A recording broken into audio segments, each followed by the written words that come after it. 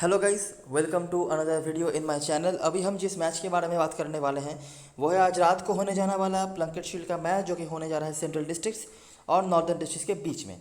तो इससे पहले इस मैच की एनालिसिस हम स्टार्ट करें। आखिरी जो मैच हमने कवर करा था CSA 4 डे मैच का, क्या कमाल का ही रिजल्ट आया था। मतलब क्या ही बताएं। जिन्होंने जितना बड़ा रिस्क लिया उनके उतने अच्छे रिजल्ट आए, और जिन्होंने रिस्क नहीं भी लिया, सिर्फ हमारे पंट्स को टीम में रख भी लिया था, उनके लिए भी कमाल का गया। मेरा पर्सनली और बहुत सारे लोगों का GL मिस हुआ था मिगेल पिटोरियस के लिए, क्योंकि उनका खास कुछ मुझे नहीं मिला था। स्पेशली अगर वो बैटिंग से उतना रन नहीं बना देते तो शायद GL आ भी जाता, क्योंकि वो थोड़ा अनएक्सपेक्टेड हो गया था, क्योंकि बड़े बड़े बैट्समैन उतना रन नहीं बना पा रहे थे जितना रन उस बॉलर ने बना दिया था। लेकिन फिर भी चलिए, पार्ट ऑफ द गेम है। ग्रैंड लीग तो चलिए मिस होती रहती है, ये लक का मामला है। लेकिन स्मॉल लीग में मुझे नहीं लगता कोई आसपास भी रहा होगा अगर आपने सही से रिस्क लिया होगा। बाकी अगर आप सेफ गए होंगे तो भी मुझे लगता है ठीक ही गया होगा, अगर आप थोड़ा बहुत इधर उधर करे होंगे तो। और बहुत सारे स्क्रीनशॉट्स आए हैं जो GL मिस और मिनी GL विन, ऐसे बहुत सारे स्क्रीनशॉट आए हैं। टेलीग्राम पर मैंने काफ़ी सारे पोस्ट भी किए हैं। तो अगर आप टेलीग्राम चैनल पे हैं आपको पता ही होगा, अगर आप नहीं हैं तो जल्दी से वहाँ पर ज्वाइन ज़रूर हो जाना, क्योंकि बहुत सारे लास्ट मोमेंट अपडेट्स वगैरह वहाँ पे आपको मिलती रहती हैं, जो शायद मैं वीडियो में नहीं बता पाऊँ, या फिर वीडियो आने तक वो न्यूज़ मुझे ना मिले तो वहाँ पर वो ये सब न्यूज़ आ जाते हैं। उसका लिंक डिस्क्रिप्शन बॉक्स में होगा, अगर आप चाहो तो ज्वाइन कर सकते हो। तो स्टार्ट करते हैं इस मैच की एनालिसिस। इन दोनों टीमों के बीच में मैच हो चुका है, और इन दोनों टीमों का पहला मैच जो था इस सीज़न में वो एक दूसरे के अगेंस्ट में ही था, और वो मैच भी हमने कवर करा हुआ था। आपको याद होगा, बारिश से काफ़ी ज़्यादा अफेक्टेड हो चुका था मैच। दोनों ही टीमों के सिर्फ एक एक इनिंग्स कंप्लीट हुए थे। दूसरे इनिंग्स में सभी ने फॉरफिट कर दिया था, और सेंट्रल डिस्ट्रिक्ट्स ने उस मैच में भी जीत हासिल करी थी। तो देखते हैं आगे हमें क्या क्या मिल रहा है। ये मैच होने जा रहा है सैक्सटन ओवर नेल्सन में, जो कि सेंट्रल डिस्ट्रिक्ट्स का होम ग्राउंड है। पिछले सीज़न की यही कुछ चीज़ें हैं, वैसे भी बता चुके हैं हम। आखिरी 2 सीज़नों में अभी तक जो हुए हैं 5 मैचेस रिसेंट, सेंट्रल डिस्ट्रिक्ट्स बुरी तरीके से हरा के आ रही है नॉर्दर्न डिस्ट्रिक्ट्स को। एकदम बिल्कुल स्क्रिप्ट की तरह चलता है ये फिक्सचर। क्या क्या चलता है वो तो मैं आपको आगे दिखाऊंगा ही, देखते रहिए बस। ग्राउंड में रिकॉर्ड की बात करें, पिछले 3 सीजनों में टोटल 5 मैचेस हुए हैं, और अभी तक हारी नहीं है सेंट्रल डिस्ट्रिक्ट्स मैच इस ग्राउंड पे। अगर हम पिछले 3 सीजनों की बात करें तो 3 मैच उन्होंने जीते हैं और 2 हुआ है टाई। और वो सारे ही मैचेस मैं आपको आगे दिखाऊंगा कि कैसे कैसे मैचेस यहाँ पर रहते हैं। ये पिछले सीजन के कुछ परफॉर्मर्स हैं, अगर आप चाहें तो देख सकते हैं। डायरेक्टली आ जाते हैं और ब्रीफली आइडिया करेंगे, डिस्कस करेंगे यहाँ पे कि दोनों टीमें जब आमने सामने होती है तो क्या होता है, क्योंकि इनके वीडियो तो पहले ही बना चुका हूँ और वहाँ पर मैं बहुत सारी चीज़ें बता भी चुका हूँ। तो देखते हैं। जो चीज़ आपको देखने को मिल जाएगी ना, वो है सेंट्रल डिस्ट्रिक्ट हमेशा ही विद द बैट यहाँ पे काफ़ी डोमिनेटिंग रही है ओवर नॉर्दर्न डिस्ट्रिक्ट। लेकिन एक चीज़ जो आपको समझना है, नॉर्दर्न डिस्ट्रिक्ट के पास बड़े बड़े नाम हैं बॉलिंग में। अगर आप अभी भी उनका स्क्वाड देखेंगे तो Neil Wagner, Tim Southee, Ish Sodhi, Scott Kuggeleijn, जो सारे के सारे न्यूजीलैंड के इंटरनेशनल टीम के होकर खेल चुके हैं, ये अवेलेबल है। लेकिन उसके बावजूद भी सेंट्रल डिस्ट्रिक्ट की बैटिंग हमेशा यहाँ पे अच्छी रही है। एक ही मैच जो आपने ऊपर देखा पिछले 5 में से, जहाँ पर नॉर्दर्न डिस्ट्रिक्ट्स की बैटिंग अच्छी रही है, वहाँ पर सिर्फ उन्होंने जीत हासिल करा है। नहीं तो सेंट्रल डिस्ट्रिक्ट्स की बैटिंग यहाँ पर बहुत ही अच्छी रही है। मतलब कम से कम नॉर्दर्न डिस्ट्रिक्ट से तो अच्छा ही रहा है। नहीं तो ये फिक्सचर जो है बहुत ज़्यादा हाई स्कोरिंग नहीं रहा है। मतलब 400-500 रन आपको डेली डेली बनते हुए देखेंगे, 300-350 मैक्सिमम, इसी बीच में ही स्कोर्स वगैरह रहते हैं। और northern districts with the bat with the ball हमेशा यहाँ पर पीछे रही है। तो मैं दिखाता हूँ आपको क्या क्या होते हैं। तो ये जो आखिरी मैच हुआ था, जैसे मैंने आपको बताया कि दोनों ही टीमों ने अपनी अपनी इनिंग्स फॉरफिट कर दिए थे। तो नॉर्दर्न डिस्ट्रिक्ट ने पहले बैटिंग करी थी। बैटिंग यहाँ पर भी उनकी कुछ खास हुई नहीं थी, 253, और वो भी तब जब उनके दोनों ओपनर्स ने ही रन बनाया था। दोनों ओपनर्स ने मिलाकर लगभग 120-30 रन का पार्टनरशिप बना दिया था। उसके बावजूद भी 253 फॉर 8 डिक्लेयर दे दिया था। सेंट्रल डिस्ट्रिक्ट की बैटिंग देखिए, 254 फॉर 3, दोनों ओपनर्स ने यहाँ पर विशाल विशाल इनिंग्स खेले। नंबर 3 में आए विल यंग ने भी यहाँ पर अच्छी पारी खेली थी। तीनों ही विकेट मिले थे नील वैगनर को। अगला मैच, ये जो पिछले सीजन के मैचेस आ रहे हैं, धीरे धीरे देखते रहिए। तो देखिए 271 सेंट्रल डिस्ट्रिक्ट की बैटिंग देखिए, 482। यहाँ पर भी आपको बड़े बड़े नाम जो थे दिख जाएंगे, सैंटनर, सोधी, कुकेलाइन, रैंडेल जैसे बॉलर्स आपको दिख जाएंगे। लेकिन विकेट्स निकालने वाले बंदे नहीं हैं। मतलब विकेट्स निकालने वाले बंदे नहीं है, नहीं ऐसी बात नहीं है, लेकिन विकेट्स वो निकाल रहे हैं। लेकिन कब तक, जब 482 रन बन गए। और दूसरे इनिंग में भी 283 पर निपट गई नॉर्दर्न डिस्ट्रिक्ट की बैटिंग, और सेंट्रल डिस्ट्रिक्ट ने जब चेस किया बड़े ही आराम से चेस कर लिया। नाम क्या क्या है क्या नहीं है मैं डिक्टेट नहीं करवा रहा। अगर आपको देखना है आप वीडियो पॉज करके देख लीजिएगा, वीडियो फालतू में लंबा हो जाएगा नहीं तो। अगला मैच फिर से सेंट्रल डिस्ट्रिक्ट की बैटिंग देखिए, 350 के ऊपर चला गया। ठीक है, इस बार वार्कर, अच्छा वार्कर के बारे में कुछ चीज़ें हैं जो मैं आपको आगे बताऊंगा इस फिक्सचर में। फिलहाल देखते रहिए आप। तो वारकर ने यहाँ पर रन बनाया था, साथ में शमुलियान, ब्रूस, इनके कुछ रन कुछ थे, और बॉलिंग में ये कुछ परफॉर्मेंस है। नॉर्दर्न डिस्ट्रिक्ट की बैटिंग आप देखिए, रन बनाया किसने है, दोनों ही बॉलरों ने, ठीक है। उसके बाद सेंट्रल डिस्ट्रिक्ट की बैटिंग यहाँ पर कुछ खास नहीं रही थी, लेकिन जो टारगेट था वो तो क्रॉस नहीं कर पाई नॉर्दर्न डिस्ट्रिक्ट की बैटिंग, और फिर से सेंट्रल डिस्ट्रिक्ट यहाँ पर जीत गई।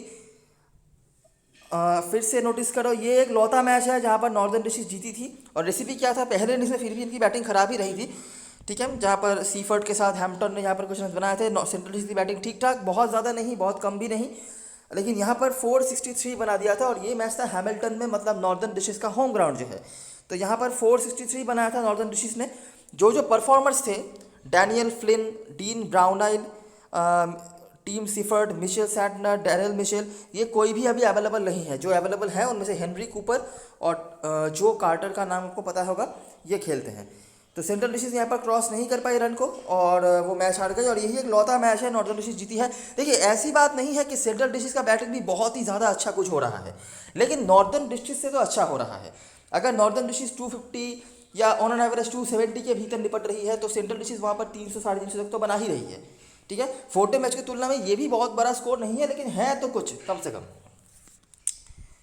और यह है आखिरी मैच, फिर से आपको नॉर्दर्न डिस्ट्रिक्ट की बैटिंग दिख जाएगी, 167 पर निपट गए। सेंट्रल ने बनाया 216, नॉर्दर्न की बैटिंग फिर से 222 पर निपट गई, और आखिर में जब चेस करना पड़ा, सेंट्रल की बैटिंग भी दिक्कत में आई थी, लेकिन चलिए हो गया चेस। अभी इन दोनों टीमों के बीच में इस ग्राउंड पे रिसेंटली कोई मैचेस नहीं हुए हैं, मतलब पिछले 3 सालों में कोई मैचेस नहीं हुए हैं, तो उस तरह से तो ग्राउंड के रिलेवेंट कुछ चीज़ें नहीं हैं नॉर्दर्न डिस्ट्रिक्ट के प्लेयर्स की अगर हम बात करें तो, लेकिन ओवरऑल ये चीज़ है, ठीक है। 8 out of 10 times northern district की बैटिंग यहाँ पर काफ़ी ख़राब रही है। ऐसी बात नहीं है कि रन्स कोई नहीं बना रहे हैं, लेकिन उतना भी ज़्यादा कुछ नहीं, ठीक है। आपको हर एक मैच में कुछ ना कुछ एक आध परफॉर्मर फिर भी दिख जाएंगे, जैसे कि इस मैच में आप नोटिस करेंगे दोनों ओपनरों ने एक साथ रन बनाया था। उसके बाद यहाँ पर भी आपको ओपनर जो थे पॉपली, साथ में नीचे जो प्लेयर्स हैं, मतलब जो बॉलर्स हैं जो थोड़ी बहुत बैटिंग करवा देते हैं, उनका रोल विद द बैट इस फिक्चर में काफ़ी आया है नॉर्दर्न डिस्ट्रिक्ट के होकर। तो नोटिस करते रहो, यहाँ पर भी आपको दिख जाएगा दोनों बॉलर्स के रन थे। यहाँ पर टॉप ऑर्डर से कुछ रन आए, लेकिन बॉलरों ने कंसिस्टेंट रन बनाया। फिर यहाँ पर फिर से बॉलरों के रन, ठीक है। यहाँ पर नोटिस करो, पॉपली का काफ़ी अच्छा रिकॉर्ड रहा है टॉप ऑर्डर बैट्समैनों में से, अगर आप हिस्ट्री की बात कर रहे हो। साथ में कूपर, कार्टर, वाटलिंग, ये कुछ प्लेयर्स थे। उसके बाद अगला मैच 194, यहाँ पर भी कुछ खास बैट्समैन थे नहीं रन बनाने के लिए। ये एक लौता इनिंग्स था जहाँ पर काफ़ी अच्छा बैटिंग किया नॉर्दर्न डिस्ट्रिक्ट ने, जहाँ पर इनके टॉप ऑर्डर और जो मेन बैट्समैन हैं उन्होंने काफ़ी रन बनाए, और यही एक लौता मैच है जो नॉर्दर्न डिस्ट्रिक्ट जीती है। और अगला मैच अगर हम फिर से देखेंगे, फिर से आपको देखेगा 167 पर निपट गए। कुगेलाइन जो बॉलर हैं यहाँ पर 222 पर निपट गए, फिर से कुगेलाइन के साथ सैंटनर। ये मतलब मेजोरिटी ऑफ द टाइम्स यहाँ पर तो जो मेन बैट्समैन हैं नॉर्दर्न डिस्ट्रिक्ट के होकर, उनका परफॉर्मेंस कुछ खास रहा नहीं है। अभी ये है हिस्ट्री, ठीक है। ऐसा हो सकता है कि कल के मैच में नॉर्दर्न डिस्ट्रिक्ट 500 रन बना दे, लेकिन यह है हिस्ट्री और यह है ट्रेंड। अगर आप ट्रेंड के साथ जाना चाहते हो तो ये है आपके सामने चीज़ें।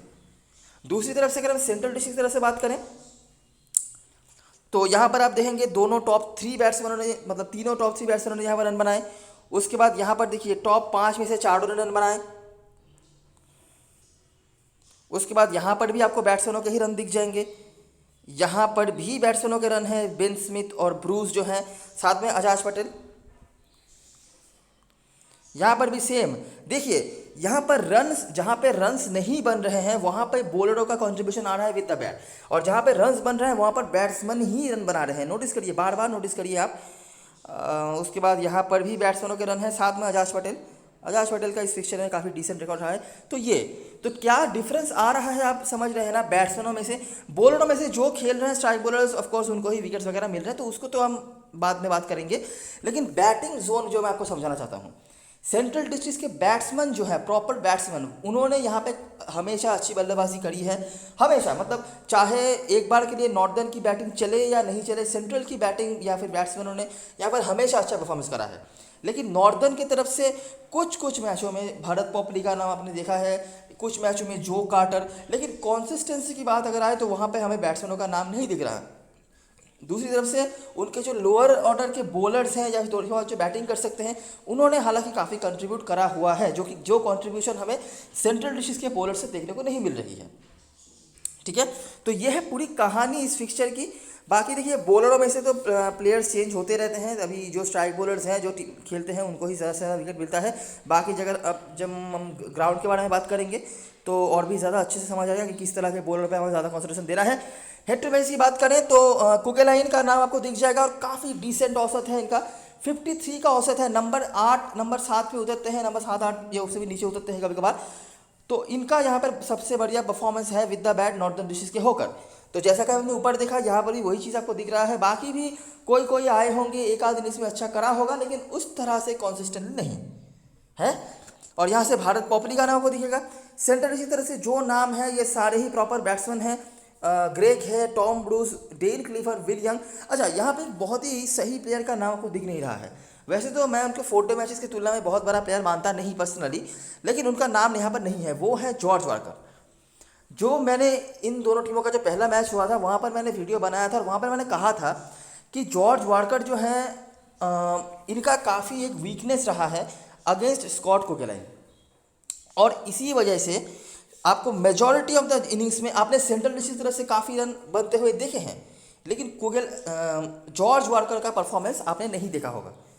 एक आध इनिंग्स को छोड़कर, जैसे कि मैं आपको दिखा देता हूँ, यहाँ पर उन्होंने 52 बनाया था और यहाँ पर कुकेलाइन भी खेल रहे थे। तो ये एक इनिंग्स था जहाँ पर दोनों एक साथ खेले, रन बनाया। उसके बाद आपको डायरेक्टली जॉर्ज वार्कर का नाम यहाँ पे दिख जाएगा जहाँ पर कुकेलाइन नहीं खेल रहे थे। और आखिरी मैच पर भी जॉर्ज वार्कर ने रन बनाया और कुकेलाइन भी खेल रहे थे। लेकिन यहाँ पे मामला क्या हुआ था, यहाँ पे कुकेलाइन नहीं आए थे ओपनिंग बॉलिंग करने। जनरली नॉर्दर्न डिस्ट्रिक्ट के होकर ओपनिंग बॉलिंग करते थे स्कॉट कुकेलाइन और नील वागनर या फिर जेम्स बेकर जैसे बॉलर। लेकिन टीम साउदी के आ जाने के बाद क्या हुआ था उस मैच पे, स्कॉट कुकेलाइन आए थे काफ़ी देर बॉलिंग करने, मतलब 10-12 या उससे भी बाद उनको बॉलिंग मिली थी। तब तक तो जॉर्ज वार्कर काफ़ी सेट हो चुके थे। लेकिन जहाँ जहाँ पे स्कॉट कुकेलाइन ओपनिंग बॉलिंग करने आए हैं वहाँ वहाँ पे जॉर्ज वार्कर के लिए काफ़ी प्रॉब्लम्स आई हैं।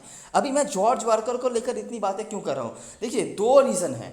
एक तो आंख बंद करके आप ये मान के चलिए कल के मैच में आपके हर एक स्मॉल लीग टीम में 90% स्मॉल लीग के जो आपके ओपोनेंट्स होंगे वो जॉर्ज वार्कर को लेके आएंगे, ठीक है।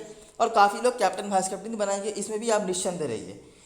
अभी इनको लेने में प्रॉब्लम यही होने वाली है आपको कि ऑलराउंडर सेक्शन में काफ़ी ज़्यादा जैम है और वहाँ पे इनको मैनेज कर पाना मुश्किल हो सकता है, ठीक है। अभी बात यह है कि कल के मैच में कि कैसा मतलब कंपटीशन होने वाला है जॉर्ज वार्कर वर्सेस कुकेलाइन का। अभी देखिए जॉर्ज वार्कर फॉर्म पे तो मुझे लग रहे हैं, रिसेंटली जो मैचेस उन्होंने खेले हैं ठीक ठाक बैटिंग करी हुई है, कम से कम एक इनिंग्स में तो रन उन्होंने हमेशा ही बनाया है। लेकिन क्या ये कंपटीशन, ये जो रिकॉर्ड हम देख रहे हैं, इसको पूरी तरीके से इग्नोर करेंगे, ये भी एक सोचने वाली बात है। तो मैं आपको आगे दिखाता हूँ आप क्या क्या कर सकते हैं, कहाँ कहाँ पे कर सकते हैं। सेंट्रल डिस्ट्रिक्ट के होकर विल यंग का परफॉर्मेंस काफ़ी अच्छा रहा है। हालांकि कुछ मैचों में नॉट आउट भी रहे हैं, इंजरी के चलते ज़्यादा मैचेस वो खेल नहीं पाए हैं, लेकिन जहाँ जहाँ पे खेले हैं उन्होंने परफॉर्म करा हुआ है। साथ में डेन क्लीवर, टॉम ब्रूस और ग्रेग हे का नाम आपको दिख जाएगा। ग्रेग हे के थोड़े से इनकन्सिस्टेंट रहे हैं, लेकिन अच्छा ही करते हैं जब भी करते हैं। बॉलिंग में भी आपको कुकेलाइन के नाम दिख जाएंगे, साथ में ईश सोधी और सैंटनर। और सेंट्रल डिस्ट्रिक्ट के होकर जो एकमात्र बॉलर का नाम है अजाज पटेल। सेंट्रल डिस्ट्रिक्ट के बॉलर बदलते रहते हैं क्योंकि, तो इसीलिए किसी एक बॉलर का नाम नहीं है, नहीं तो ओवरऑल आपने देख ही लिया सेंट्रल डिस्ट्रिक्ट की बॉलिंग अच्छी रही है। तो यह है पूरी कहानी और जो भी ट्रिक्स एंड ऑब्जर्वेशंस वगैरह हैं वो मैंने आपको समझा दिए हैं हेड टू हेड से। अभी आ जाते हैं ग्राउंड के बारे में। ग्राउंड में हर साल 2 करके मैचेस हुए हैं पिछले, अगर मैं 2-3 सीजनों की बात करूं, पिछले सीजन में शायद एक मैच ही हुआ था, उसके पहले 2 सीजनों में 2-2 करके मैच हुए हैं। तो टोटल 5 मैच हैं, जो 5 मैच आपको यहाँ पर मैं दिखाऊंगा और समझने की कोशिश करते हैं कि क्या होता है इस ग्राउंड पे, है। तो देखते रहिए, ये है आखिरी मैच। अच्छा, सेंट्रल डिस्ट्रिक्ट आपने देख ही लिया ऊपर कि एक भी मैच यहाँ पे हारी रही हैं। आखिरी जो 2 मैचेस हुए थे इस ग्राउंड पर, मुझे लगता है बारिश की वजह से कोई इफेक्ट वगैरह हुआ था, इसलिए ज़्यादा ओवर हुआ नहीं था। तो सेंट्रल डिस्ट्रिक्ट यहाँ पे काफ़ी लकी भी रही है। जैसे कि ये मैच था जहाँ पर सेंट्रल डिस्ट्रिक्ट यहाँ पर देखिए आप 164 पर निपट गए थे। उसके बाद 287 फॉर 9, मतलब शायद 300 के आसपास यहाँ पर भी निपट जाते। बैटिंग यहाँ पर भी जो दूसरी इनिंग में करने आई थी टीम कैंटरबरी, उनका कुछ खास रहा नहीं था और ये मैच ड्रॉ हो गया था। तो यहाँ पर शायद एक चांस बन सकता था कैंटरबरी के लिए, अगर समझ लीजिए 10-15 रन के भीतर वो ऑल आउट हो जाते तो शायद 200-250 का भी तो टारगेट उनको मिलता, तो उसको चेस करना हो सकता था। तो हो सकता है कि ये मैच सेंट्रल डिस्ट्रिक्ट हार भी जाती, लेकिन यहाँ पर मैच हुआ नहीं था पूरा। बॉलरों की बात करें तो पेसर्स का ही डोमिनेशन आपको दिख जाएगा दोनों ही इनिंग्स में। स्पेसिफिकली बात करें तो ये दो बॉलर रहे थे जो कि अवेलेबल नहीं है ऑफकोर्स, और बैटिंग से स्मुलियान और यहाँ से ग्रेग है, ये दो नाम आ रहे हैं। उसके बाद अगला मैच, यहाँ पर भी सेंट्रल डिशेस की बैटिंग अच्छी नहीं रही थी पहले इनिंग्स पर, ठीक है। स्मुलियान ने यहाँ पर भी रन बनाए थे, पेसरों का डोमिनेशन। वेलिंगटन बैटिंग करने आई थी, 429 रन उन्होंने बना दिए, और सेंट्रल डिशेस ने यहाँ पर दूसरे इनिंग्स में, मतलब मैच के तीसरे दिन में आप समझ सकते हैं, तो उन्होंने वहाँ पर काफ़ी अच्छी बल्लेबाजी करी, ठीक है। रन बनाने वाले कुछ हद तक वार्कर, साथ में ग्रेग है, स्मुलियान का यहाँ पर भी था, क्लीवर, नोएमा बार्नेट जो अवेलेबल नहीं है, पेसर्स के ही सारे के सारे विकेट्स थे। अगला मैच, यहाँ पर सेंट्रल डिशेस की बैटिंग अच्छी हो गई थी, और रॉस टेलर जो आखिरी बार इस राउंड में खेले थे उन्होंने रन बनाए थे, तो 75 उनके खाते में था। बाकी क्लेवर, लुडिक, लेपर्ड, ये कुछ प्लेयर्स थे, पेसर्स के विकेट। कैंटरबरी यहाँ पर चेज नहीं कर पाए, रांस के 5, ब्रेसवेल, मरे, ये सारे के सारे पेसर्स ही हैं। अगला मैच फिर से सेंट्रल डिशेस की पहली बैटिंग आई, मतलब लगातार 4 मैच में सेंट्रल डिशेस की पहली बैटिंग आ रही है। यहाँ पर भी क्लेवर के रन हैं, साथ में ब्रेसवेल, बेन स्मॉल, ये कुछ प्लेयर्स हैं, पेसर्स के विकेट। दूसरे इनिंग में भी रन थोड़ा बहुत बना, पेसर्स के ही सारे के सारे विकेट्स। तीसरे इनिंग्स मतलब मैच के तीसरे दिन में भी ठीक ठाक बैटिंग हुई, क्लेवर के फिर से रन, ग्रेग है के फिर से रन, पेसर्स और थोड़ा बहुत विकेट स्पिनर को मिला। और आखिरी दिन पे जहाँ पर 57 ओवर का ही मैच बचा था बस, मतलब 57 ओवर का ही मैच हुआ था, 169 पर निपट गई थी ऑकलैंड की टीम, और अजाज पटेल जिन्होंने 3 विकेट निकाले थे, बाकी पेसर्स के विकेट थे यहाँ पे। और ये है आखिरी मैच, यहाँ पर तो चारों ही इनिंग्स में रन्स थोड़े से कम बने थे। अच्छा, एक चीज़ मुझे काफ़ी कंफ्यूजिंग लग रही है, वो है ये कि पहले 1-2 दिन में बैटिंग की कोई कंसिस्टेंसी मुझे नज़र नहीं आ रही है। आपने देखा सेंट्रल डिस्ट्रिक्ट ने 4 बार बैटिंग करा है, उनमें से 2 बार उनका बैटिंग कोलैप्स हुआ, 2 बार बैटिंग अच्छा हुआ। अभी सामने वाले टीम की अगर हम कंपैरिजन करें कि बॉलिंग के तुलना में हो सकता है कुछ अच्छा कुछ, तो कैंटरबरी का बॉलिंग था यहाँ पे जो कि ठीक ठाक बॉलिंग करवाती है। वेलिंगटन का बॉलिंग तो मुझे पर्सनली कुछ खास पसंद नहीं है, लेकिन फिर भी यहाँ पर भी लो स्कोर हो गया। उसके बाद वही कैंटरबरी की टीम 1 साल पहले जब आई तो 350 रन बन गए, ऑकलैंड की बॉलिंग के सामने 472 रन बन गए। तो ये चीज़ मुझे कुछ समझ नहीं आ रहा है कि एक्चुअली में हमें करना क्या है, क्योंकि पहले इनिंग्स में तो काफ़ी इनकन्सिस्टेंसीज मुझे नज़र आ रही है, ठीक है। और ऐसा कोई बात नहीं है कि कोई एक आध प्लेयर की वजह से कोई चेंज वगैरह हो, सेम ही है लगभग, ज़्यादा कोई चेंज वगैरह नहीं है दोनों ही टीमों के स्क्वाड्स में, स्पेशली सेंट्रल डिस्ट्रिक्ट की अगर बात हो रही है यहाँ पे। लेकिन फिर भी कुछ इनकॉन्सिस्टेंसीज मुझे नज़र आ रही हैं, और यहीं पे मुझे थोड़ा बहुत कन्फ्यूज़न है कि हमें करना क्या है टॉस के बाद। लेकिन हाँ, रन्स तो यहाँ पर बन रहे हैं, और कम से कम पहले 1-2 या फिर तीसरे दिन तक भी रन बन रहे हैं। अगर आपने यहाँ पर नोटिस करी होगी, इस मैच में थोड़ा सा रन यहाँ पर लो स्कोरिंग एनकाउंटर था वैसे। उसके बाद यहाँ पर देखिए दूसरे और तीसरे इनिंग्स में रन बने, उसके बाद यहाँ पर तो पहले इनिंग्स में भी रन बने थे, उसके बाद यहाँ पर भी पहले 2-3 इनिंग्स में रन बने। लेकिन एक चीज़ जो कॉन्फर्म है वो है चौथे दिन में बैटिंग काफ़ी मुश्किल हो रही है, ठीक है।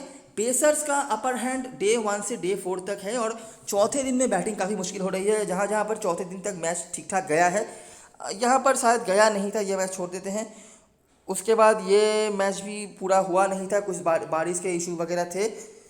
जहाँ पर मैच पूरा हुआ, देखिए 207 पर निपट गई टीम, सामने वाली जो टीम थी। उसके बाद 169 पर निपट गई, और यहाँ पर हालांकि सेंट्रल डिस्ट्रिक्ट ने बैटिंग यहाँ पर चेस कर लिया, लेकिन 172 पर 3 था, तो ऐसा कुछ।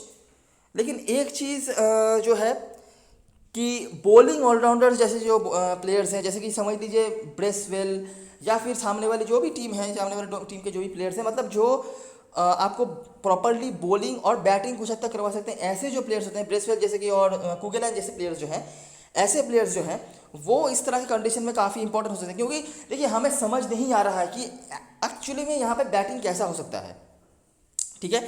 कभी कभार हम देख रहे हैं काफ़ी लो स्कोर भी बन रहे हैं, कभी कभार हम देख रहे हैं काफ़ी हाई स्कोर भी बन रहे हैं। तो यहाँ पे मुझे तो पर्सनली थोड़ा सा डाउट है कि एक्चुअली में हमें करना क्या है। तो इस तरह के मैचेस में ना, जो मेरा ऑब्जर्वेशन है, जो मेरा एक्सपीरियंस है, आपको क्या करना चाहिए, जो भी मेन स्ट्राइक बॉलर्स होंगे, मैं स्ट्राइक बॉलर्स ही कहूँगा यहाँ पे, क्योंकि पेसर्स का ही अपर हैंड है डे 1 से डे 4 तक।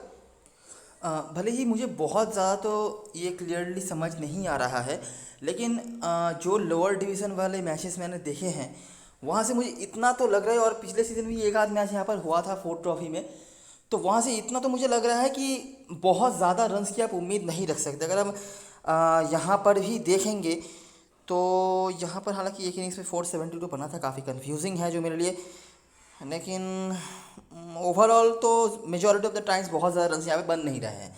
300 से 350 के बीच मुझे लग रहा है यही मैक्सिमम होना चाहिए। अभी टॉस के बाद काफ़ी सारी चीज़ें डिपेंड करेंगी कि टॉस पे टीमें क्या क्या डिसीजन ले रही है, लेकिन मुझे ऐसा लग रहा है कि दोनों ही टीमें ये चाहेंगी कि चौथे दिन में उनको बैटिंग ना करनी पड़े, क्योंकि तब जाके पिच थोड़ा स्लो हो रहा है। स्पिनर्स को बहुत ज़्यादा हेल्प मिल रहा है ऐसी बात नहीं है, लेकिन थोड़ा सा स्लो तो मुझे लग रहा है हो रहा है। ठीक है, तो यहाँ पे जब हम टीम बनाएंगे ना, तो देखिए ट्रेंड ऐसा है कि हमें सेंट्रल डिस्ट्रिक्ट के बैट्समैन तो ज़्यादा रखने पड़ेंगे, ये तो पहली बात है। ठीक है, और दूसरी बात ये है कि नॉर्दर्न डिस्ट्रिक्ट के जो बॉलर्स हैं, कुछ बॉलरों के मैं नाम आपको स्पेसिफिकली बता दूंगा, उनको आपको ज़रूर अपने टीम में रखना पड़ेगा। इसलिए नहीं कि बहुत बढ़िया कुछ बॉलिंग से कर देंगे, बल्कि इसलिए कि वो बैटिंग भी कर सकते हैं। और according to trend northern district की तरफ से हमेशा ही उस जोन से, मतलब उस बॉलरों के जोन से बैटिंग से पॉइंट्स आते हैं। ठीक है, तो मैं कुछ स्पेसिफिकली आपको बॉलर्स के नाम बता दूंगा जो थोड़ी बहुत बैटिंग भी करवा सकते हैं, वो आपके लिए काफ़ी इंपॉर्टेंट हो सकते हैं। कैप्टन वाइस कैप्टनसी अगर आपको सेफ जाना है ना, तो आप ऐसे प्लेयर्स के साथ ही जाइए जो जेन्युइनली बॉलिंग ऑलराउंडर टाइप हैं। बॉलिंग ऑलराउंडर मैं कह रहा हूँ, मतलब जो जेन्युइनली आपको पूरे ओवर की बॉलिंग करवा देंगे, मतलब स्ट्राइक बॉलर्स वगैरह, और अगर थोड़ी बहुत बैटिंग भी करवा सकते हैं। ठीक है, अगर आप फिलहाल सिलेक्शन परसेंटेज देख रहे हैं तो डॉग ब्रेसवेल आपको काफ़ी लोग कैप्टन बनाते हुए दिख जाएंगे, तो ऐसे चॉइसेस हैं। तो देखते हैं आगे क्या क्या मिलता है। अगर हम रिकॉर्ड्स की बात करें तो नॉर्दर्न डिशेस के, तो सेंट्रल डिशेस के होकर आपको डेन क्लीवर और ब्रैड श्मूलियान के नाम यहाँ पर दिख जाएंगे। ग्रेग हे के भी कुछ कुछ हैं। ग्रेग हे का एक बहुत ही पिक्यूलियर ऑब्जर्वेशन मैंने देखा है, 9 आउट ऑफ 10 टाइम्स उनके रन फर्स्ट इनिंग्स में नहीं है। ठीक है, दूसरे इनिंग में हालांकि उन्होंने 9 आउट ऑफ 10 टाइम्स हमेशा ही रन बनाया हुआ है। फर्स्ट इनिंग्स में मेजॉरिटी ऑफ द टाइम उनके खाता खुलने से पहले ही बंद हो चुके हैं, ऐसा है। तो एक ही इनिंग्स में उन्होंने रन बनाया है मेजॉरिटी ऑफ द टाइम्स, और वहाँ पे अच्छा खासा रन बनाया है 50, 60, 70 ऐसा, लेकिन दोनों इनिंग्स मिलाकर बहुत ज़्यादा रन उनके खाते में नहीं है। और बाकी डेन क्लीवर का यहाँ पे बहुत ही बढ़िया रिकॉर्ड है। अगर आप रिकॉर्ड की बात करें तो 8 में से 5 इनिंग्स उन्होंने 50+ स्कोर बनाया हुआ है, औसत भी काफ़ी डिसेंट है। ब्रैड स्मूलियान का भी ठीक ठाक है। बॉलिंग में नाम ज़्यादा कुछ नहीं है, लेकिन ऑफकोर्स जो जो बॉलर्स खेले हैं स्ट्राइक बॉलर्स, जैसे कि Blair Tickner, Seth Rance, Doug Bracewell, इनके बहुत ही बढ़िया रिकॉर्ड्स यहाँ पर हैं विद द बॉल। और ये इनमें से तो डॉग ब्रेसवेल थोड़ी बहुत बैटिंग कर ही सकते हैं, जो मैंने ऑलरेडी आपको बता ही दिया है। प्लेइंग 11 की बात करें तो एक चेंज होगा नॉर्दर्न डिस्ट्रिक्ट के टीम में, वो है टीम साउदी वापस आएंगे जो वाकर या ब्रेड रैंडल के बीच में किसी एक के जगह पर। तो देखना ये होगा कि टीम किसको खिला रही है।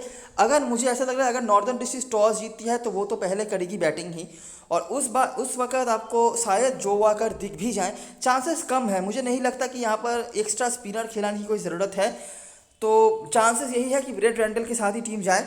अगर यहाँ पर हम बात करें तो देखिए कूपर ठीक ठाक फॉर्म पे नज़र आ रहे हैं। पिछले मैच पर जब पूरी टीम ध्वस्त हो चुकी थी वहाँ पर भी कूपर ठीक ठाक काम कर रहे थे। हालांकि मुझे बहुत ज़्यादा भरोसा नॉर्दर्न डिस्ट्रिक्ट से पूरी टीम से ही नहीं है, क्योंकि ऑलरेडी जितने मैचेस उन्होंने मुझे दिखाए हैं मुझे ज़्यादा नहीं है भरोसा। जीत रवाल को अभी भी काफ़ी लोग ले रहे हैं, अगर आप चाहो तो ले सकते हो। जो कार्टर इनका ऐसा है कि हर सीज़न में 1-2 मैच में ही अच्छा करते हैं, उसके बाद वही उनके लिए पूरे सीज़न तक गूंजता रहता है। तो एक मैच वो ऑलरेडी अच्छा कर चुके हैं, जो सेकेंड लास्ट मैच था नॉर्दर्न डिस्ट्रिक्ट का, वहाँ पे कटरने क्लार्क, उसके बाद बीजे वाटलिंग, ब्रेट हैम्पटन एक बहुत ही इंपॉर्टेंट पिक हो सकते हैं आपके लिए, क्योंकि थोड़ी बहुत बॉलिंग भी करवा रहे हैं और बैटिंग भी ठीक ठाक कर लेते हैं। हालांकि इनको मैनेज कर पाना मुश्किल होगा। स्कॉट कोगेलाइन मस्ट है। टीम साउदी ये भी आपके लिए बहुत ही ज़्यादा इंपॉर्टेंट प्लेयर है। अभी देखिए बॉलिंग से क्या करेंगे मुझे पता नहीं, क्योंकि आखिरी मैच में तो मतलब बड़ा नाम होने के बावजूद भी ये कुछ खास कर नहीं पाए थे जो सेंट्रल डिस्ट्रिक्ट के अगेंस्ट मैच था, लेकिन ये थोड़ी बहुत बैटिंग करवा सकते हैं। और अगर समझ लीजिए बॉलिंग में दोनों इनिंग्स मिलाकर 3-4 विकेट भी मिल गया और बैटिंग से 30-40 रन बना देते हैं दोनों इनिंग्स मिलाकर, तो आराम से आपके लिए 100 के आसपास पॉइंट वो कलेक्ट करके देंगे। उसके बाद बेकर, अगर आप सोलली बॉलिंग में से ऑप्शन ढूंढ रहे हो तो बेकर बेटर ऑप्शन हो सकते हैं। रिकॉर्ड्स उनके काफ़ी डिसेंट रहे हैं। पिछले मैच में भी 2 विकेट निकाला था, लेकिन बहुत खास कुछ नहीं कर पाए थे। उसके बाद ईश चौधरी, ये भी मेरे लिए बहुत ज़्यादा इंपॉर्टेंट हो सकते हैं, क्योंकि लेग स्पिनर्स को यहाँ पर हमेशा ही विकेट मिलता रहता है 1-2 करके, और ये अच्छी खासी बैटिंग भी कर सकते हैं। जो हिट रेट में भी आपने कुछ नाम इनके देखे होंगे विद द बैट। सेंट्रल की तरफ से बात करें तो ग्रेग है और जॉर्ज वाकर ओपनिंग करेंगे। अभी जॉर्ज वाकर को मैनेज कर पाना थोड़ा मुश्किल हो सकता है अगर आप लॉजिकली टीम बनाना चाहते हो और थोड़ा बहुत रिस्क लेना चाहते हो, बाकी सेफ जाना है इनके साथ ही चले जाओ। देखिए मैं एक बार भी नहीं कह रहा कि जॉर्ज वाकर रन नहीं बनाएंगे, जॉर्ज वाकर फ्लॉप होंगे, मैं ऐसा नहीं कह सकता, मैं किसी प्लेयर के बारे में ऐसा नहीं कह सकता क्योंकि मेरे पास कोई मैच का स्क्रिप्ट नहीं है। लेकिन मैं जो कह रहा हूँ वो मेरा ऑब्जर्वेशन है, वो ट्रेंड है, अगर हुआ तो हुआ, अगर नहीं हुआ तो सिर्फ आप नहीं मैं भी हारूंगा ऑफकोर्स। उसके बाद Ross Taylor, Will Young, Tom Bruce, Dane Cleaver, Brad शूलियन, बहुत ही स्ट्रॉन्ग इनकी मिडिल ऑर्डर नजर आती है। रॉस टेलर के बारे में ऑफकोर्स कोई रिकॉर्ड वगैरह नहीं है, जितना आपको पता है उतना भी मुझे ही पता है। विल यंग रिकॉर्ड्स तो इनके काफ़ी डिसेंट हैं, लेकिन थोड़े से इनकन्सिस्टेंट नज़र आते हैं मुझे। उसके बाद टॉम ब्रूस, डेन क्लीवर तो मस्ट हैव है, कीपर सेक्शन में वैसे भी आपके पास ज़्यादा कोई डिसेंट ऑप्शन हैगा नहीं। ब्रैड शूलियन, इनको भी मैनेज कर पाना थोड़ा इशू हो सकता है। डॉग ब्रेसवेल मस्ट हैव, सेत्रांस मस्ट हैव, ब्लेयर टिकनर और यहाँ पर रे टूल या जो फील्ड में से कोई एक खेलेंगे, मतलब ये दो स्लॉट ब्लेयर टिकनर मेरे लिए अपर हैंड रखते हैं, इनके काफ़ी डिसेंट रिकॉर्ड्स वगैरह हैं, या फिर आप इन दोनों में से जो भी खेलेंगे इनको भी ले सकते हो तीसरे पेसर के तौर पर, ठीक है। लेकिन एक चीज़ याद रखना, सेंट्रल डिस्ट्रिक्ट के जो बॉलर्स होंगे वो शायद आपको बैटिंग से ज़्यादा पॉइंट कलेक्ट करके ना दे, एक्सेप्ट फॉर डॉग ब्रेसवेल, ठीक है। लेकिन इनका फ़ायदा आपको ये मिल सकता है कि ये पक्का 2 बार तो गेंदबाजी ज़रूर करवाएंगे, क्योंकि नॉर्दर्न डिस्ट्रिक्ट की बैटिंग ऑलरेडी आपने देख ही ली है कैसे चल रहा है और ट्रेंड भी वही कह रहा है। कैप्टन वाइस कैप्टन चॉइस की बात करें, नॉर्दर्न के होकर रवाल और कुगेलाइन कुछ लोगों के कैप्टन वाइस कैप्टन हो सकते हैं, स्पेशली कुगेलाइन के ऊपर लोगों का ऑब्जर्वेशन काफ़ी रहेगा, ये मुझे पता है। उसके बाद जो कार्टर और कूपर में से कोई एक और बहुत ज़्यादा रिस्क लेना है तो नील वैगनर लिख दिया मैंने, सॉरी टीम साउदी होगा, टीम साउदी और ईस्ट सऊदी में से कोई एक। बॉलिंग से कुछ करे या नहीं करे, बैटिंग से मुझे इन दोनों से ही उम्मीदें हैं, कुछ हद तक रन बनाने की क्षमता रखते हैं। उसके बाद सेंट्रल डिस्ट्रिक्ट के होकर टेलर, वार्कर, ब्रेसवेल, इन तीनों के ही भीतर कोई ना कोई कहीं ना कहीं घूम रहा होगा, आपको दिख जाएगा सेंट्रल डिस्ट्रिक्ट की तरफ से। उसके बाद सेत्रांस और ग्रेग हे में से कोई एक बैटिंग में और डेन क्लेवर कीपर में से। ब्रैड शूलियन काफ़ी अलग हटके पिक हो सकते हैं, अच्छे प्लेयर हैं, 4 डे मैचेस उल्ला में पिछले सीजन में भी काफ़ी अच्छा करके आए हैं, ग्राउंड में भी ठीक ठाक रिकॉर्ड है, लेकिन इनको मैनेज कर पाना थोड़ा इशू हो सकता है आपको। अगर इनको मैनेज कर पाते हैं तो बहुत ही अच्छी बात है। और टॉम ब्रूस, अभी एक बार देख लेते हैं ड्रीम 11 की टीम। तो ये है मेरे 7 प्लेयर का सेट, ठीक है। मैं शायद अपने किसी भी टीम में इन 7 को रख सकता हूँ, एक बार के लिए हो सकता है रॉस टेलर पे मैं एक चांस ले भी लूँ। क्या है कि रॉस टेलर अभी तक तो कुछ खास नहीं कर पाए हैं, ठीक है, लेकिन आपको भी पता है, मुझे ही पता है जिस कैलिबर के ये प्लेयर हैं, और आखिरी बार जो इनिंग्स इन्होंने खेला था डोमेस्टिक में उन्होंने रन बनाए थे, बाकी ज़्यादा कुछ तो नहीं बता सकते अभी इनके बारे में। लेकिन एक बहुत ही यूनिक चीज़ मुझे देखने को मिली है इंटरनेशनल क्रिकेट जब मैंने देखे हैं, ज़्यादा मैचेस यहाँ पे 4 मतलब टेस्ट मैचेस तो नहीं हुए हैं, वनडे मैच भी लास्ट हुआ था 2019 को, और आखिरी 4-5 साल के कुछ मैचेस मैंने देखे हैं। तो जो चीज़ मुझे नज़र आई है ना कि रन्स बहुत ज़्यादा तो नहीं बने हैं, अगर हम बात करें वनडे क्रिकेट की तुलना में, तो मतलब 270 280 मैक्सिमम, एक आध मैच में 300 शायद बना भी होगा, वो चेज़ नहीं हुआ होगा, मतलब ऐसा पेसर को अपर हैंड है, तो जो चीज़ हमने वहाँ पे देखी यहाँ पर भी है। लेकिन लेफ्ट आर्म ऑर्थोडॉक्स जो बॉलर्स हैं ना, उन्होंने कुछ कुछ मैचों में काफ़ी विकेट्स निकाले हुए हैं, ठीक है, मतलब 1-2 करके कुछ मैचों में बंचेस में भी विकेट निकाले हुए हैं, और कुछ मैचों में मैंने देखा है पार्ट टाइम जो बॉलर्स आ रहे हैं, चाहे वो लेफ्ट आर्म ऑर्थोडॉक्स हो या फिर ऑफ स्पिनर्स जो भी होते हैं, फिंगर स्पिनर जो, उन्होंने भी यहाँ पे काफ़ी अच्छा काम करा हुआ है। तो ये एक चीज़ है, इस ये बोलने का कारण यही है कि अगर आप बड़ी लीग खेल रहे हैं तो जो वाकर को एक बार ट्राई ज़रूर कर लेना, बाकी कुछ नहीं है यहाँ पे बताने लायक। अच्छा, तो बाकी अब ऑप्शंस की बात करते हैं। देखिए मैंने क्या किया है, Doug Bracewell, Scott Kuggeleijn, Tim Southee भी मेरे लिए मस्ट हैव हैं, क्योंकि मैंने ऑलरेडी बता दिया है स्ट्राइक बॉलर प्लस बैटिंग थोड़ी बहुत करवा सकते हैं। बैटिंग में विल यंग रिकॉर्ड के बेसिस पर, और Dane Cleaver head to head और ग्राउंड दोनों में ही इनके रिकॉर्ड डिसेंट है। बाकी ऑप्शंस की बात करें तो अगर आपको सेंट्रल डिस्ट्रिक्ट की तरफ से एक और बैट्समैन ऐड करना है तो ऑफकोर्स आपके सामने टॉम ब्रूस का ऑप्शन आता है। थोड़े से रिस्की हो जाएंगे, लेकिन रिकॉर्ड्स इनके भी डिसेंट है। नॉर्दर्न डिस्ट्रिक्ट की तरफ से बात करें तो जीत रवाल को काफ़ी लोग ले रहे हैं, इनके बारे में खास कुछ बताने के लिए मेरे पास नहीं है। ये पहले ऑकलैंड के होकर खेलते थे, तब भी इस फिक्चर में मतलब सेंट्रल डिस्ट्रिक्ट के अगेंस्ट में ज़्यादा मैच उन्होंने खेले नहीं है, हालांकि आखिरी मैच में रन बनाया है, सिलेक्शन परसेंटेज हाई है, अगर आप चाहें तो ले सकते हैं। जो कार्टर अभी तक इस सीज़न के हाईएस्ट रन स्कोरर हैं नॉर्दर्न डिस्ट्रिक्ट के होकर, लेकिन एक ही मैच में रन बनाया है, और जैसा मेरा ऑब्जर्वेशन है मैंने आपको बता दिया, अगर आप चाहो तो फिर भी ले सकते हो। और यहाँ पर कोई खास नहीं है। कीपर सेक्शन में बीजे वाटलिंग को लोग अंडर एस्टिमेट कर सकते हैं, मेजॉरिटी ऑफ द लोग, लेकिन कैचिंग से पॉइंट देने की क्षमता रखते हैं। और अगर ये जैसा ट्रेंड चल रहा है वैसा ही चलता है, मतलब फिर से नॉर्थन डिस्ट्रिक्ट की बैटिंग खास कुछ नहीं होती है और lower order lower middle order से बैट्समैनों को रिस्पॉन्सिबिलिटीज लेनी पड़ती है, तो क्या पता बीजे वाटलिंग का नंबर वहाँ पे आ जाए। ऑलराउंडर सेक्शन में आपके पास ऑप्शंस क्या क्या हैं? जॉर्ज वार्कर का है, ब्रैड स्मुडियन का है, ब्रेट हैम्पटन का है। जॉर्ज वार्कर का क्या है, मैंने टाइम लेके आपको बता दिया है, आई होप आपने सुना होगा। ब्रैड स्मुडियन के रिकॉर्ड्स तो ठीक ठाक हैं, मतलब 30-35 का औसत तो उनके पास है और बॉलिंग भी कुछ हद तक करवा लेंगे। मेरे ख्याल से टीम के फर्स्ट चॉइस स्पिनर भी होंगे। और यहाँ पर ऑप्शंस की बात करेंगे तो बेकर का एक ऑप्शन है, लेकिन सोलली ये बॉलिंग से ही पॉइंट देंगे, बैटिंग से उम्मीद ना ही रखे तो बेहतर। इस सोधी मेरे को काफ़ी ये मतलब इंपॉर्टेंट रोल लेते हुए दिख रहे हैं, क्योंकि लेग स्पिनर है और कुछ कुछ मैचों में कुछ कुछ इनिंग्स में हमने देखा है एक दो करके लेग स्पिनर्स के विकेट हैं और विद द बैट ये काफ़ी इंपॉर्टेंट हो सकते हैं और इस फिक्सचर में काफ़ी रन भी उन्होंने बनाए हुए हैं। तो बॉलरों में से अगर आपको पहले किसी को लेना है तो मेरा चॉइस इस सोधी की तरफ होगा।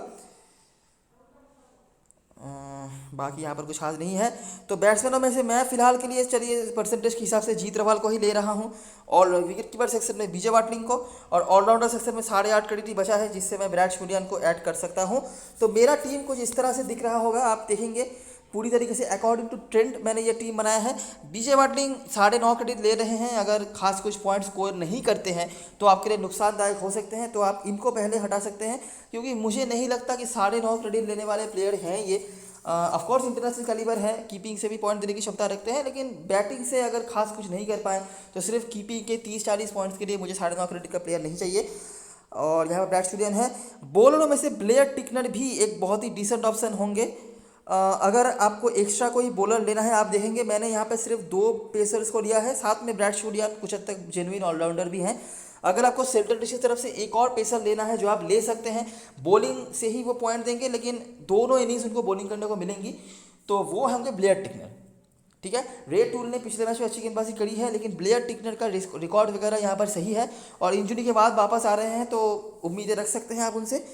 लेकिन मेरा जो बेसिक स्ट्रक्चर था वो मैंने आपको बता दिया है। कैप्टन वाइस कैप्टन चॉइस की बात करें तो बेस्ट ऑप्शन मुझे लगते हैं डॉग ब्रेसवेल और स्कॉट कुकरैन, ना सिर्फ स्मॉल लीग में बल्कि आप अगर बड़ी लीग में मल्टीपल टेस्ट बना रहे हो ना, स्पेशली सॉरी बात मीडियम साइज जो लीग वगैरह है वहाँ पर भी आप इस कॉम्बिनेशन के साथ जा सकते हो। ऑप्शनल क्या है, क्या क्या डेन क्लीवर धमाकेदार रिकॉर्ड्स है इनका इस ग्राउंड पर, और सामने वाली टीम की जो बॉलिंग है वो भी कुछ खास हो नहीं रही है, तो उस हिसाब से मैं कह रहा हूँ रॉस टेलर का ऑप्शन आपके पास अवेलेबल होगा। यहाँ से सेत्रांस को भी आप एक बार के लिए ट्राई कर सकते हो, मतलब ये कुछ ऑप्शन है। लेकिन स्मॉल लीग में अगर आपको सेफ जाना है, अगर आपको मतलब एक कॉन्सिस्टेंट पॉइंट स्कोरर चाहिए तो ब्रेसवेल और कुगलैंड के साथ ही चाहिए, क्योंकि ये बैटिंग भी कर सकते हैं, बॉलिंग तो करवाएंगे ही। और सबसे बड़ी बात, क्योंकि नील वैगनर नहीं है तो फिर से कुगलैंड आपको कल के मैच में ओपनिंग बॉलिंग करने को आप देखने को मिल सकते हैं। रिकॉर्ड्स तो इनके डिसेंट हैं ही, और ओपनिंग बॉलिंग में आने का मतलब है बहुत सारे बड़े बड़े प्लेयर्स को वो कल के मैच में आपको आउट करते हुए दिख सकते हैं। ठीक है, तो ये रही सारी चीज़ें और सारी एनालिसिस। थोड़ा सा मुझे पता है आपको कन्फ्यूज़न हो रहा होगा ग्राउंड को लेकर, क्योंकि ग्राउंड में कंसिस्टेंट कुछ चीज़ें नहीं हैं, लेकिन फिर भी जो बेसिक चीज़ें हैं स्मॉल लीग के लिए कम से कम मैंने तो आपको समझा ही दिया है। और जो 7 प्लेयर का स्ट्रक्चर मैंने दिखाया है, हो सकता है एक आध प्लेयर वहाँ से चेंज हो जाए, नहीं तो मेजॉरिटी टीम वैसी ही होनी चाहिए स्मॉल लीग में आपके लिए। और अगर आप बड़ी लीग भी खेल रहे हो ना, तो उन 7 में से कम 6 को तो अपने हर टीम में रख के चलना, अगर आपको एक बैलेंस टीम बनाना है तो।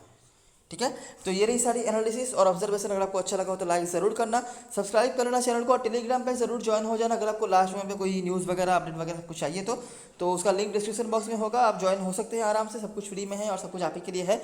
तब तक के लिए best of luck for this match and good bye for now.